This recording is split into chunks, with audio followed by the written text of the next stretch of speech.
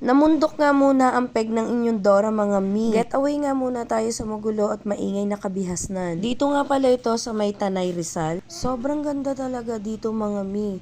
Bukod sa napakaganda ng kapaligiran ay talaga namang green na green ang nature. Kaya kung gusto mo talagang mag-relax, punta ka lang dito sa Tanay at makakalimutan mo ang kaban-kaban mong problema sa buhay.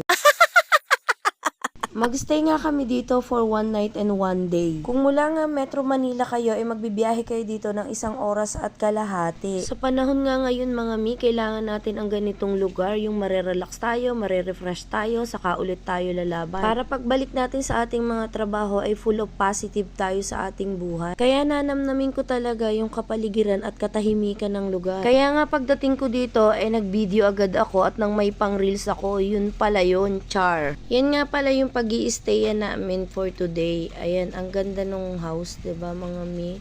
Talaga namang nakaka-refresh. Ang ganda talaga ng lugar mga mi. Punta na kayo dito. Now na. Yan nga at naglakad-lakad na nga ako dito. So yan lang for today's video muna mga mi. Thank you for watching.